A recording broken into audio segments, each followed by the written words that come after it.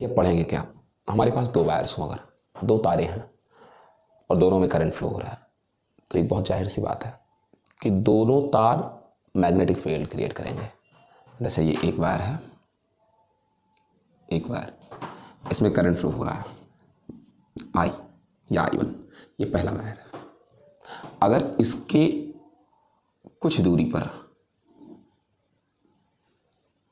मान लीजिए R दूरी पर एक दूसरा वायर रखती है, इसमें भी करंट फ्लो हो रहा है I2।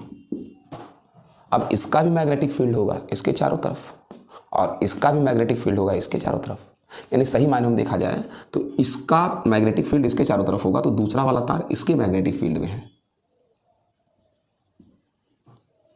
और इसका मैग्नेटिक फील्ड दूसरे वाले वायर का चारों तरफ है, तो यानी पहला वाला वायर इसके मैग्नेटिक फील्ड में है दूसरे वाले के। समझ गए? अब प्रश्न ये है कि भैया अब ये वाला वायर इस मैग्नेटिक फील्ड में है, पहला वाला वायर दूसरे के मैग्नेटिक फील्ड में है, तो जब भी कोई current carrying conductor magnetic field में होता है तो उस पर फोर्स लगता है, इस पर फोर्स लगेगा। और दूसरा वाला वायर पहले के मैग्नेटिक फील्ड में है और जब भी कोई current carrying conductor magnetic field में होता है उस पर फोर्स लगता है, तो दूसरे वाले वायर पर भी फोर्स लगेगा। यानी दोनों वायर्स पर फोर्स लगेगा, एक पर पहले के मैग्नेटिक फील्ड के कारण और एक पर दूसरे के मैग्नेटिक फील्ड के कारण, यानी दोनों एक दूसरे पर बल लगाएंगे। अब आकर्षण लगाएंगे प्रतिकर्षण लगाएंगे ये तो नहीं पता, इसके लिए आपको दिमाग लगाना पड़ेगा। आइए जरा सा देखते हैं कि इनका मैग्नेटिक फील्ड पहले वायर का यहाँ पर कैसा है। करंट ऊपर है, अंगुलियां उस बिंदु की ओर संकेत करें जहां पर फील्ड निकालना है, अंदर की ओर करंट ऊपर, यहाँ इस पर इस वाले वायर पर फील्ड अंदर की ओर, यहाँ पर फील्ड अंदर की ओर।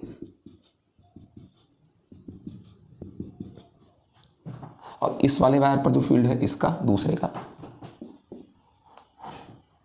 करंट ऊपर की ओर, इस बिंदु पर निकालना है फील्ड बाहर की ओर, यहां पर फील्ड बाहर की ओर है।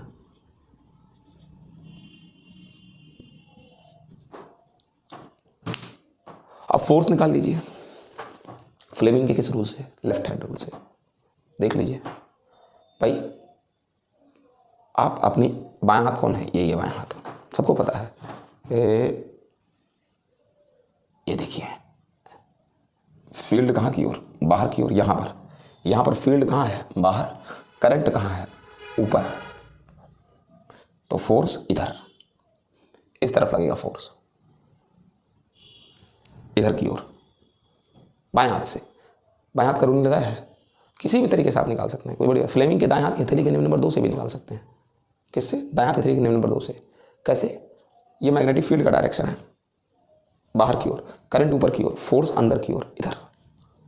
बाएं हाथ की हथेली और दाएं हाथ की हथेली के नियम नंबर 2 दोनों से निकल जाएगा, फ्लेमिंग के बाएं हाथ से भी निकल जाएगा और दाएं हाथ की हथेली के नियम नंबर 2 से भी। तो इस पर फोर्स इधर की ओर, पहले वायर पर दूसरे के कारण फोर्स है, ये दूसरा का मैग्नेटिक फील्ड है। इस पर अगर फोर्स निकाला जाए इस पर, तो देखो फील्ड कहाँ की ओर है, अंदर की ओर है और करंट ऊपर की ओर है, फोर्स इधर की ओर है। तो फ्लेमिंग के बाएं हाथ के नियम से, दाएं हाथ के नियम नंबर 2 से, फील्ड कहाँ की ओर, अंदर की ओर, करंट ऊपर की ओर, फोर्स इस तरफ। ये दूसरे पर फोर्स है पहले के कारण, यानी आकर्षण का बल लग रहा है अगर दोनों धाराएं एक दिशा में हैं। और अगर कहीं विपरीत दिशा में हो जाता तो प्रतिकर्षण लगता, तो प्रतिकर्षण लगता, तब आकर्षण ना लगता। सेम दिशा में तो आकर्षण सिद्ध हो गया, ऐसे ही आप दिशाओं के आधार पर निर्धारित कर सकते हैं। अगर विपरीत दिशा में करंट होता तो दोनों पर प्रतिकर्षण लगता, तब आकर्षण नहीं लगता। अब जरा से इसके बारे में दिमाग से काम करते हैं, क्या चीज कहते हैं कि भैया अगर मैं मान लूं कि इस वायर का लेंथ L1 है, इसको ना भी दिखूं मैं अगर, तो मैं दिखा सकता हूं कि इस वायर का लेंथ है कितना। इस वायर का लेंथ L1 है टोटल और इस वायर का लेंथ L2 है, दोनों एक दूसरे से आर डिस्टेंस पर। तो कहते क्या चीज़ है भैया, बहुत सिंपल सी बात है कि पहले वायर पर फोर्स दूसरे के फील्ड के कारण, पहले वायर पर फोर्स किसके फील्ड के कारण, दूसरे के फील्ड के कारण, पहले वायर पर फोर्स दूसरे के फील्ड के कारण। तो भैया I1 पहले वायर में करंट, B2 दूसरे वायर के कारण मैग्नेटिक फील्ड और लेंथ पहले वायर का, और साइन कितना 90। पूछो कैसे, पूछो कैसे भैया, जाहिर सी बात है करंट ऊपर जा रहा है और फोर्स बाहर है, करंट ऊपर और फोर्स बाहर, तो एंगल 90 हुआ। ये करंट ऊपर, फोर्स इधर, उसको तो फील्ड इधर, फील्ड इधर, फील्ड इधर, तो एंगल 90, यानी I1 B2 L1। अब प्रश्न ये है सर B2 मैग्नेटिक फील्ड है? हाँ है। आइए, तो पहले वायर पर फोर्स दूसरे के कारण और पहले वायर की पर यूनिट लेंथ पर।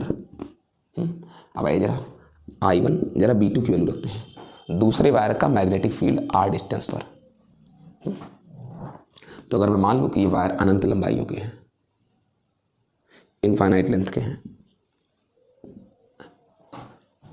तो दूसरे वायर के कारण मैग्नेटिक फील्ड यहाँ पर μ0/4π 2I2 अपॉन यहाँ से यहाँ तक का डिस्टेंस R। ये दूसरे वायर का मैग्नेटिक फील्ड है यहाँ पर। तो इस तरीके से क्या आया, 2I1I2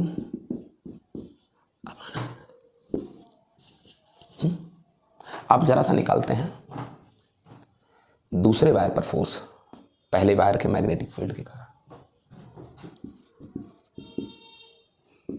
तो दूसरे वायर पर फोर्स निकालना है, पहले का मैग्नेटिक फील्ड है और दूसरे वायर पर निकालना है। एंगल तो sin 90 ही होगा। पूछो कैसे? भैया फील्ड अंदर की ओर है और करंट ऊपर की ओर है, तो ये और ये एंगल 90, करंट ऊपर और फील्ड अंदर 90। I2 B1 L2 I2 B1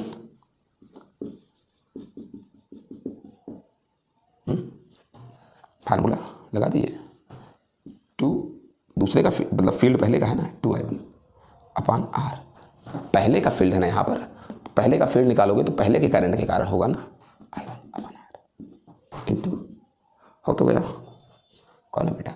ये यहाँ देखो L2 को मैं F21 के नीचे लाना चाहूँगा। L2 नीचे ले आया, आ गया। दूसरे में करंट है, क्योंकि दूसरे पर फोर्स निकालना है, लेकिन फील्ड पहले का था दूसरे तार पर। दूसरे तार पर फील्ड पहले का है, तो पहले का फील्ड लगा दिया। μ0/4π 2I1I2 अपॉन R। ठीक है ना? अगर आप गौर से देखें, पहले पर दूसरे के कारण, पहले वायर के प्रति एकांक लंबाई पर यूनिट लेंथ पर दूसरे के कारण फोर्स, या दूसरे वायर की पर यूनिट लेंथ पर पहले वायर के कारण फोर्स, अगर आप देखें दोनों का सब कुछ सेम है। यानी सच तो ये है कि पहले के पर यूनिट लेंथ पर दूसरे के कारण फोर्स, दूसरे के पर यूनिट लेंथ पर पहले के कारण, दूसरे के पर यूनिट लेंथ पर पहले के कारण फोर्स, दोनों इक्वल हैं। यानी जितना ये इसकी लंबाई पर लगाएगा उतना ही ये इसकी लंबाई पर लगाएगा, दोनों एक दूसरे पर सेम फोर्स लगाएंगे। ऐसे ही बलों को म्यूचुअल फोर्स बोलते हैं, पारस्परिक बल बोलते हैं। प्रति एकांक लंबाई पर आरोपित बल को पारस्परिक बल बोलते हैं। और अगर सेम डायरेक्शन में करंट है तो आकर्षण, अपोजिट डायरेक्शन में है तो क्या? प्रतिकर्षण। ठीक है ना? अब प्रश्न ये है सर, समान दिशा में आकर्षण, विपरीत दिशा के करंट प्रतिकर्षण। और मैंने देखा कि दोनों वायर्स एक दूसरे के पर यूनिट लेंथ पर प्रति एकांक लंबाइयों पर, पहले वायर की पर यूनिट लेंथ पर दूसरा वायर और दूसरे के पर यूनिट लेंथ पर पहला वायर, सेम फोर्स अप्लाई करते हैं। अब जरा सा definition of ampere, 1 ampere current को समझ लेते हैं। क्या है 1 एम्पियर करंट? ठीक है, आइए देखते हैं क्या है 1 एम्पियर। 2 वायर्स हैं और मैं अगर मान लीजिए, जैसे आप जानते हैं कि प्रति एकांक लंबाई पर, दोनों एक दूसरे की प्रति एकांक लंबाई पर, ये इसके एकांक लंबाई पर और ये इसके एकांक लंबाई पर, ये इसके 1 मीटर पर, ये इसके 1 मीटर पर कितना फोर्स लगाएगा? सेम डायरेक्शन में करंट है तो आकर्षण, और अपोजिट डायरेक्शन में करंट है तो प्रतिकर्षण, रिपल्सन। μ0/4π 2I1I2 upon R। हम कहते हैं अगर मान लीजिए दोनों में करंट 1 एम्पियर है, दोनों वायर्स में करंट 1 एम्पियर बह रहा है, दोनों के बीच की दूरी कै मीटर है? 1 मीटर है अगर आप मान लीजिए। ठीक है ना? ऐसी कंडीशन में जरा देखिए तो प्रति एकांक लंबाई पर कितना बल लगेगा, कितना बल लगेगा? ठीक है ना? तो भैया μ0/4π की वैल्यू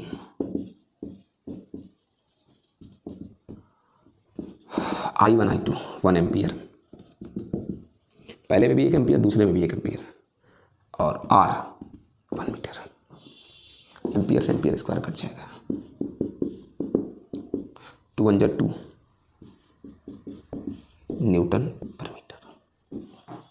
कुछ समझ में आया कि अगर दो सीधे समांतर धारावाही चालक तार हैं, दो सीधे समांतर धारावाही चालक तार हैं, अगर उनमें 1 मीटर की दूरी हो, 1 मीटर की दूरी पर हो और निर्वात या वायु में रखे हैं और उनमें 1 एम्पीयर का करंट बह रहा हो और दोनों एक दूसरे की प्रति एकांक लंबाई पर, पहला दूसरे के और दूसरा पहले के, 2 × 10⁻⁷ न्यूटन का फोर्स लगाए प्रति एकांक लंबाई पर, तो हम कहेंगे कि तारों में वैद्युत धारा 1 एम्पीयर है। 1 एम्पीयर बेटा वो करंट है जो वैक्यूम या एयर में 1 मीटर लेंथ पर रखे हुए 2 वायर्स जिनमें 1 एम्पीयर का करंट फ्लो हो रहा हो, एक दूसरे पर 2 × 10⁻⁷ न्यूटन का फोर्स अप्लाई करते हैं, चाहे अट्रैक्शन चाहे रिपल्सन, वो करंट 1 एम्पीयर है। ठीक है ना। 1 ampere is the amount of current, 1 ampere is the amount of current at which 2 wires placed in vacuum or air differentiated at 1 meter distance are acted 2 × 10⁻⁷ Newton force upon per unit length to each other is called 1 ampere current।